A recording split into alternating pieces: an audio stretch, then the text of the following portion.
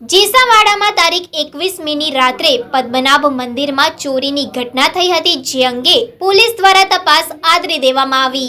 જેસાવાડામાં તારીખ 21મીની રાત્રે પદ્મનાભ મંદિરમાં ચોરી થઈ હતી। આ ચોરીની ઘટના સંદર્ભે જેસાવાડા પોલીસે મંદિરના પૂજારીની ફરિયાદના આધારે તપાસ હાથ ધરી હતી। પોલીસે તસ્કરોનું પગેરું મેળવવા માટે ડોગ સ્ક્વોડ, ફોરેન્સિક અને એલસીબી પોલીસની પણ મદદ લીધી હતી, તેમજ મંદિરમાંથી સીસીટીવી ફૂટેજ પણ મેળવી તપાસ હાથ ધરી હતી।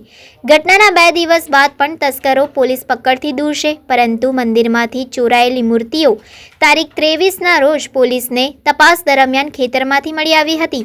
તસ્કરો મંદિરમાં ચોરી કર્યા બાદ જતા ભગવાન વિષ્ણુની પંચ ધાતુની 2 મૂર્તિઓ જેસાવાડા નજીક અબલોડ ગામે સરવઈ જવાના રસ્તા ઉપર ખેતરમાં ફેંકીને જતા રહ્યા હતા।